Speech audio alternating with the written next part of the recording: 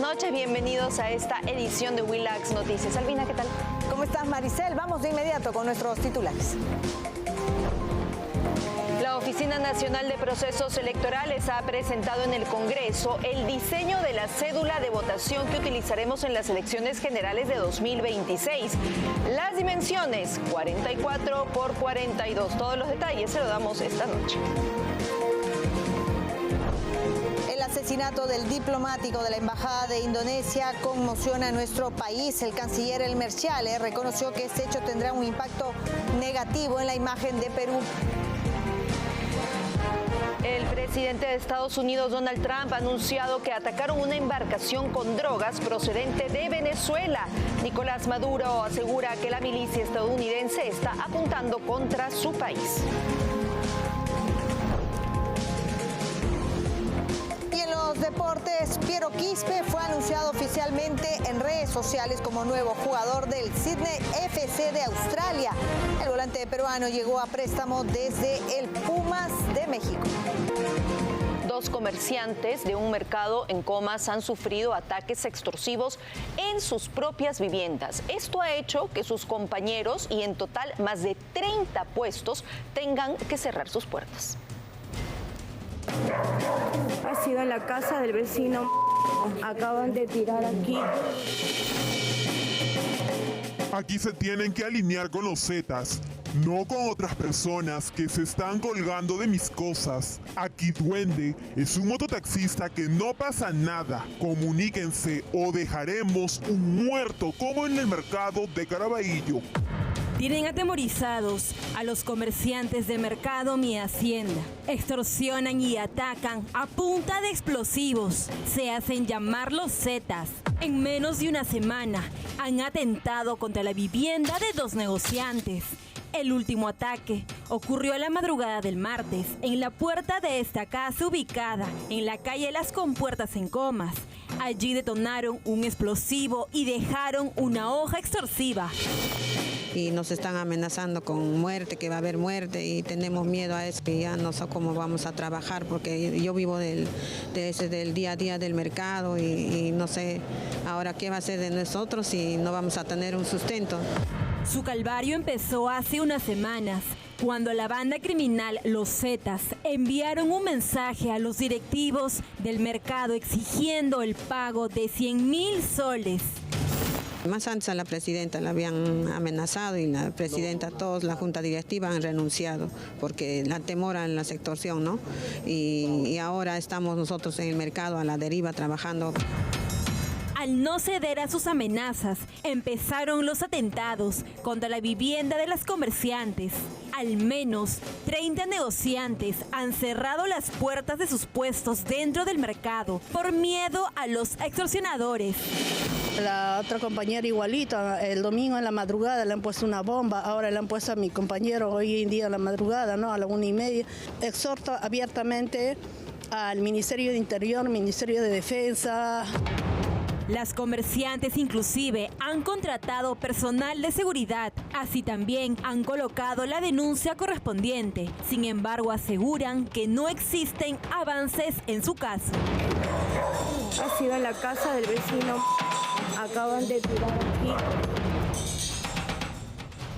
Bueno, conmoción ha causado el asesinato a balazos de un diplomático de la Embajada de Indonesia en el distrito de Lince.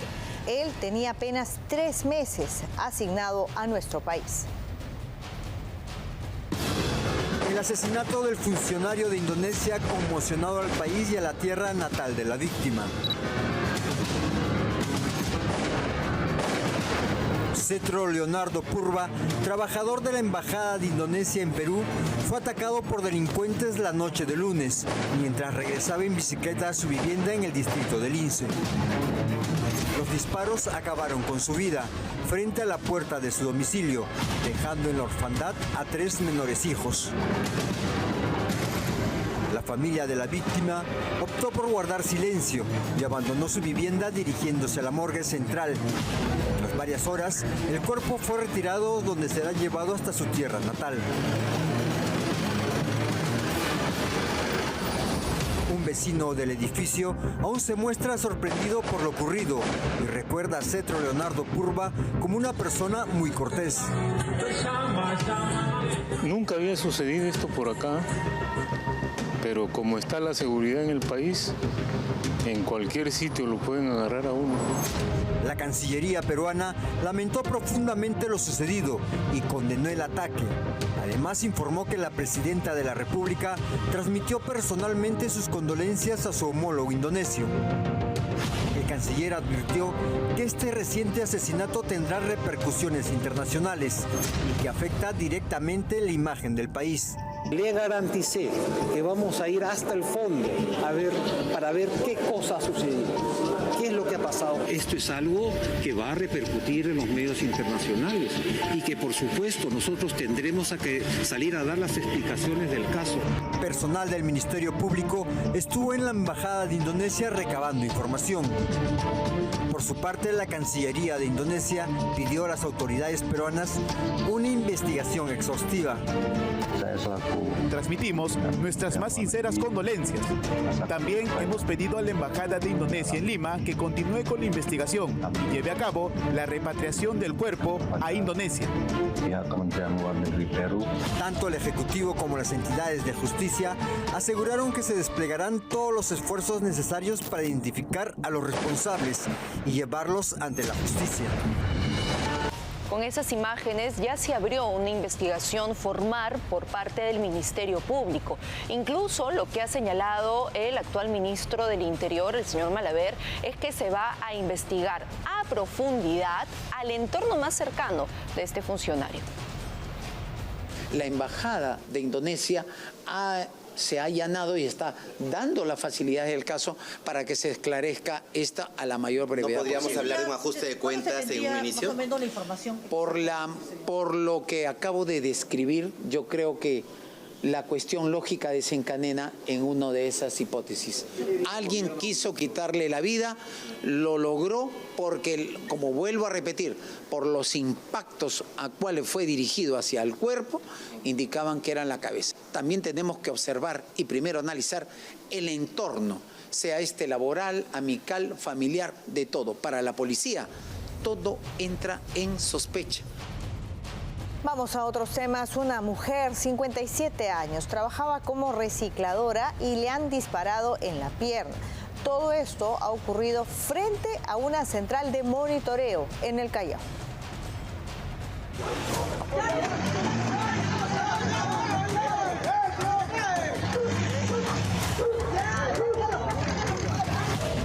Es la desesperación de estas personas por salvarle la vida a una señora que fue baleada.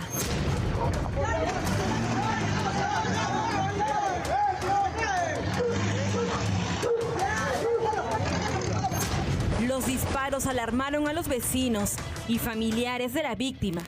Al salir de sus casas, se percataron de que la mujer de 57 años y dedicada al reciclaje estaba herida tras recibir impactos de bala en la pierna y fueron a auxiliarla. Según testigos, el ataque a balazos fue perpetrado por desconocidos cuando María Teresa Ore Villavicencio se dirigía a cenar. Tras el hecho, sus familiares la subieron a la tolva de una camioneta y la trasladaron de inmediato al hospital Daniel Alcides Carrión. El incidente ocurrió el lunes pasado frente a la central de monitoreo de seguridad ciudadana, ubicada en el cruce de la calle Boulevard Santa María y la calle 6 en la urbanización Centenario en el Callao.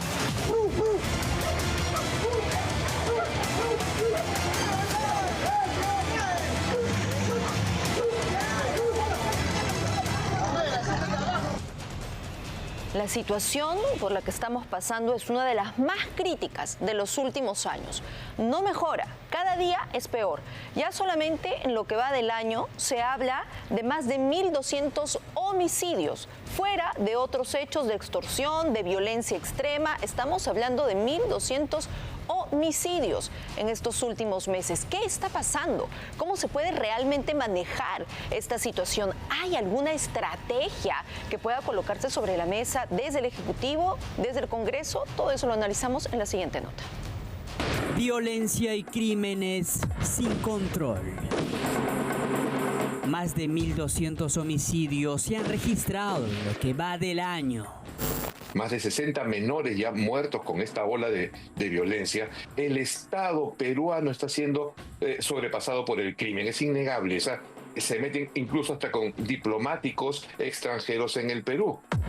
Juan Carlos Liendo, exdirector de inteligencia, advierte que el crimen está desatado y el gobierno no tiene una respuesta efectiva. ¿No? El Estado, a través del gobierno, en conflicto con el Ministerio Público, el Congreso con una agenda diferente que obvia la seguridad, está dejando a los ciudadanos a merced del crimen, de su violencia y de su poder de extorsión.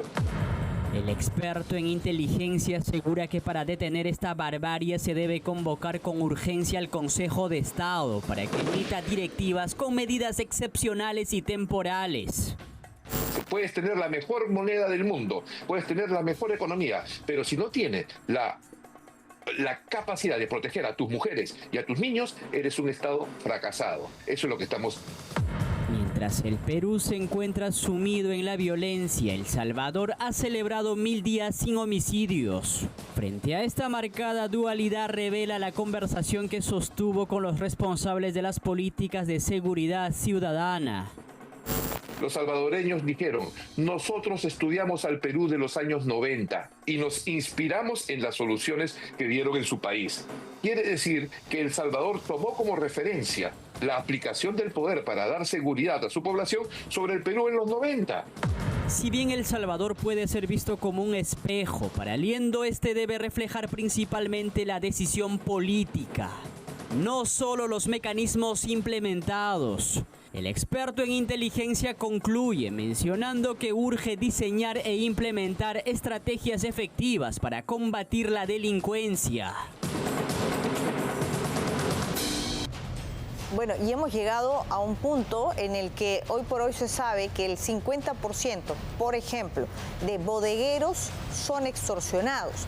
El 50% de MIPES, ¿no?, y cajas financieras vienen recibiendo amenazas. Y esto, por supuesto, afecta a la cadena productiva, inclusive para el cumplimiento de los pagos, porque los comerciantes, los empresarios, luego no tienen cómo afrontar los gastos gruesos y los compromisos que tienen, porque además de vivir con el miedo, tienen que pagar no solo a una. Hay casos en donde reciben extorsión de múltiples organizaciones criminales. Y eso que estamos hablando de cifras oficiales, Albina, porque la mayoría no quiere denunciar frente a lo que encuentran cuando van a colocar esa denuncia de manera formal. La negativa por parte de muchas veces la propia policía, que en lugar de darle todas las facilidades para iniciar una investigación, le exigen cámaras de seguridad, le exigen dónde están las pruebas, prácticamente que identifique a quien ido a colocarle un artefacto explosivo o a quien le está mandando mensajes extorsivos. Entonces,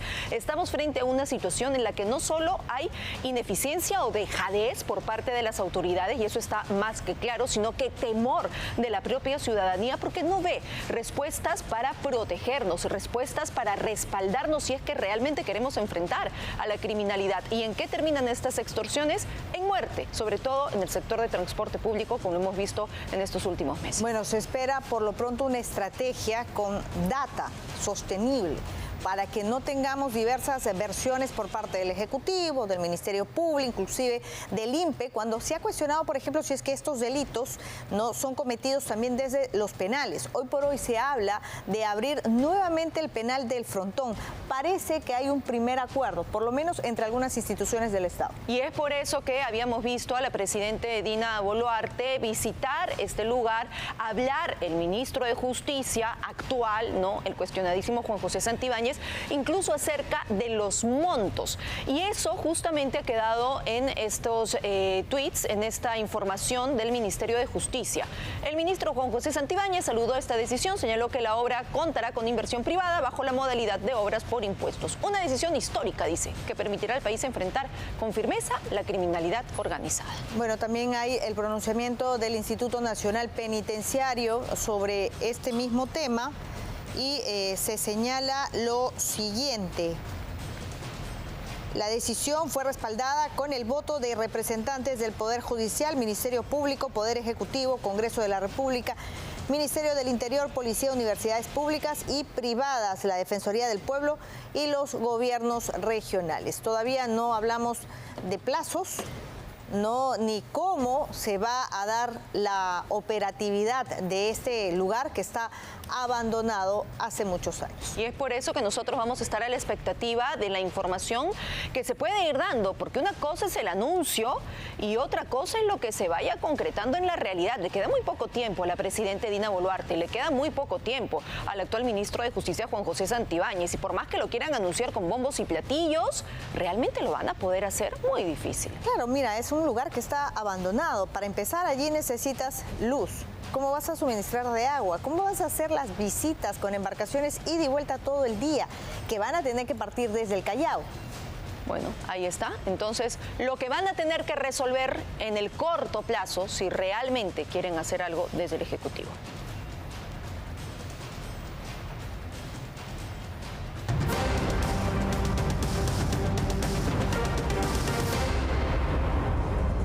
Para no vernos en estas situaciones, controversias y cuestionamientos, tenemos que tener un voto informado y elegir adecuadamente para las próximas elecciones generales. Pero realmente eso se facilita con los organismos electorales que tenemos, que nos colocan una plantilla completamente extensa, con muchos partidos que tenemos que analizar, elegir y que no hacen más que marearnos en lugar realmente de ayudarnos a tomar esa decisión. Bueno, la Oficina Nacional de Procesos Electorales ya presentó el diseño de la cédula de votación.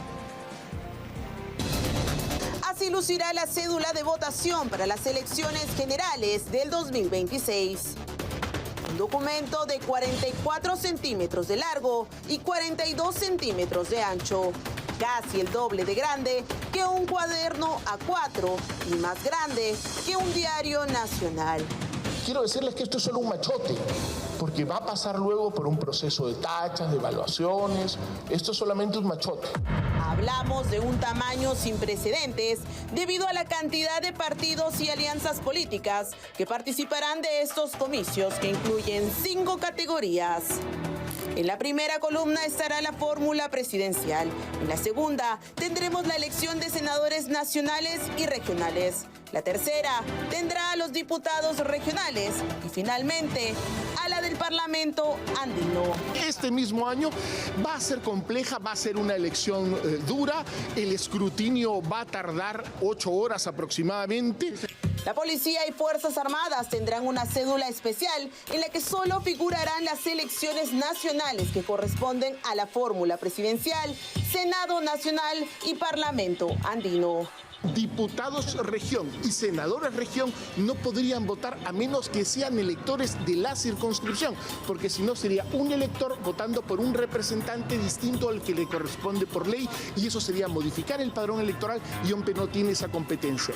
La complejidad de estas elecciones ha generado que hagan falta más locales de votación a los que los ciudadanos puedan llegar sin mayor dificultad. Nosotros tenemos un déficit aproximadamente de 2.000 locales de votación todavía. En Lima tenemos aproximadamente 9 de 43 distritos con mayor problema. Esto es sin contar toldos. Sin embargo, existe una propuesta en el Congreso que no puede pasar desapercibida. Hablamos de la posibilidad de que los presos puedan votar. Yo he tenido la suerte de participar en varios procesos electorales en centros penitenciarios de mujeres y hombres en el exterior. Yo le puedo decir que es un mecanismo que hace que la gente pueda participar, que se sientan ciudadanos de primera clase. Los órganos electorales han señalado que se trata de una idea viable, pero que no podría ser aplicada en los comicios generales, pues estos cuentan con una normativa que no puede ser modificada a estas alturas. Este cambio, que está en manos del Parlamento, podría recién ser implementado para las elecciones municipales y regionales que se llevarán a cabo el 4 de octubre del 2026. Bueno, y la verdad es que estamos ya contra el tiempo, ¿no? Y llama poderosamente la atención que desde la OMPE, su máximo representante, Piero Corvetto, ¿no?, señale, revele hoy ante el Congreso que todavía no cuentan con una empresa auditora que garantice la transparencia en las próximas elecciones con relación al voto digital. Peligra el voto digital ante la falta de un experto que garantice su validez. Existe la posibilidad de que no se pase la auditoría, no tengamos una auditoría contratada y pueda no pasarse. Entonces tenemos que tener un plan de contingencia. O puede haber lugares en donde no va a haber internet y para esos lugares tenemos que tener una contingencia.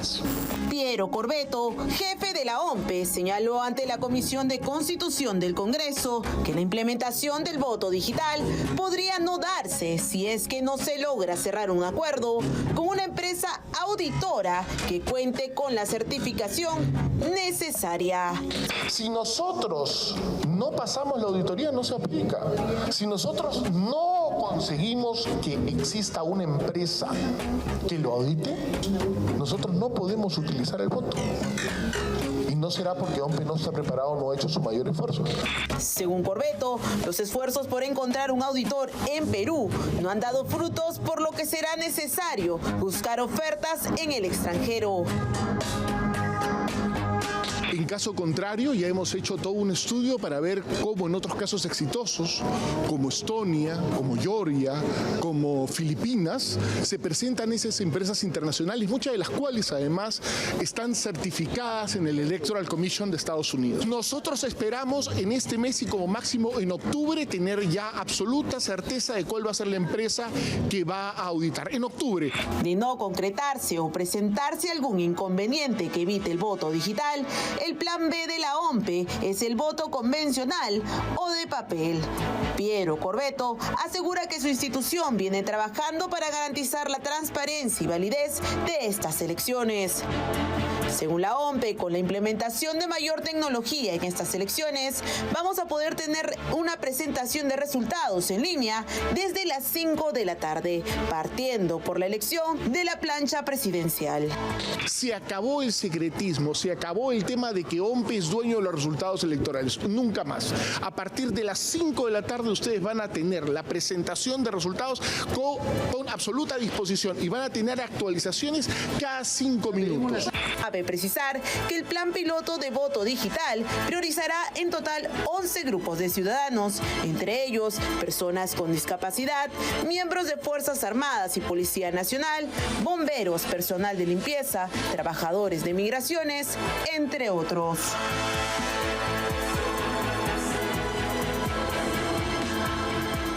Ya parece que todavía nos falta muchísimo, cuando las elecciones, aunque no lo crea, están más cerca de lo que pensamos y no estamos preparados. Eso es lo que se deja evidenciar. Pero hablemos ahora también de esta decisión del Jurado Nacional de Elecciones, de presentar una demanda competencial contra el Poder Judicial. ¿Por qué?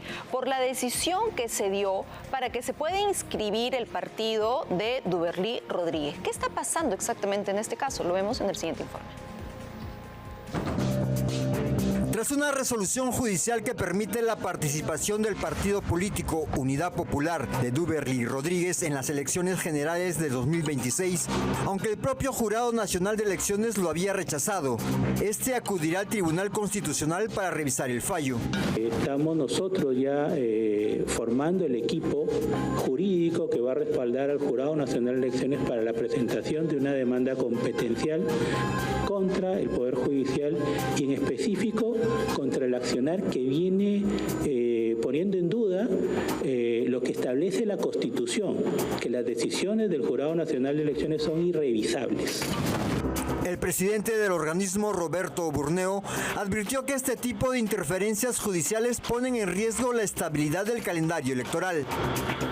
Se tiene que garantizar el calendario electoral.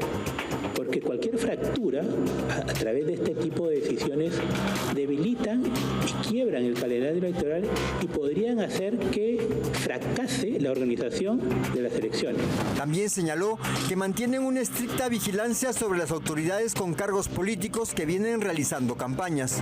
En realidad está viendo todos la actuación de todas las autoridades ediles en específico y emite un informe determinando un hecho infractorio. Luego es el jurado electoral especial quien determina si hubo o no una afectación a la neutralidad, a la publicidad. Más de 27 millones de peruanos están habilitados para votar en las elecciones generales del 2026. Así lo informó el Jurado Nacional de Elecciones. Con 2.5 millones de jóvenes que van a votar por primera vez, 1.182 millones de personas en el extranjero. En total, participarán 39 organizaciones políticas, entre 36 partidos y 3 alianzas, con más de 10.000 candidatos en competencia. El cronograma ya está definido. El 14 de octubre de este año se cierra el padrón electoral. El 30 de noviembre se realizarán las elecciones internas y el 11 de febrero de 2026 se publicará la lista oficial de postulantes. La primera vuelta será el 12 de abril y, de ser necesario, la segunda vuelta presidencial se llevará a cabo el 7 de junio. Para garantizar la transparencia se desplegarán 50.000 fiscalizadores y funcionarán 60 jurados electorales especiales en todo el país.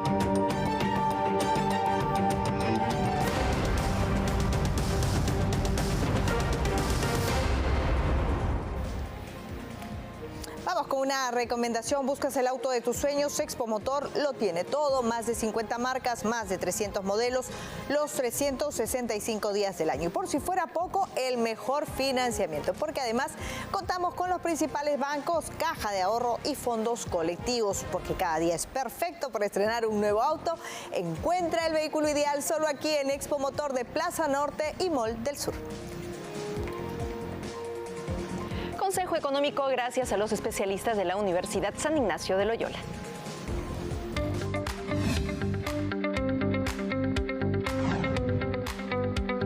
¿Qué tal? ¿Cómo están? Bienvenidos a un nuevo Consejo Económico. El día de hoy nos acompaña Claudio Guamán de los Heros. Él es director de la carrera de marketing aquí en la Universidad San Ignacio de Loyola. Claudio, bienvenido nuevamente. ¿Cómo estás, Augusto? ¿Por qué la analítica de datos se ha convertido en el nuevo motor de las decisiones estratégicas? Yo diría que la información, que es básicamente la recopilación de datos y la interpretación de datos, significa pues un factor clave para tomar decisiones. Siempre y cuando esta información sea relevante y sea verídica, evidentemente, ¿no? Por ejemplo, si es que un pequeño empresario que tiene una tienda de abarrotes se entera de que Elon Musk va a venir a abrir una planta de Tesla en Chancay, de repente esta es una data, una información importante para el país, pero para él no a corto plazo o a mediano plazo. Entonces, actualmente hay una cultura de toma de decisiones, sobre todo en las pymes y en las MIPES, que no toman en cuenta mucho el análisis de datos y esta es una gran oportunidad, ¿no? Yo siempre le digo a algunos empresarios que hay 3 maneras de obtener información muy fácil y además software muy accesibles para todos. Y lo primero es la información interna, ¿no? Es revisar cómo ha sido tu histórico de ventas, por ejemplo, si es que tienes picos, estacionalidad, comportamientos especiales o promociones. La otra manera es la famosa inteligencia comercial, ver qué están haciendo tus competidores. Conocer realmente a tus competidores, qué tipo de producto tienen, cuál es su ventaja competitiva, qué precios tienen, qué presentaciones tienen. Y finalmente está la investigación de mercado, que es la obtención de data primaria para poder tomar decisiones. Ahora, ¿por qué es importante tener información? Porque te da certidumbre, te da certeza. Bueno, Claudio, muchas gracias por haber estado con nosotros y con ustedes será hasta el próximo Consejo Económico.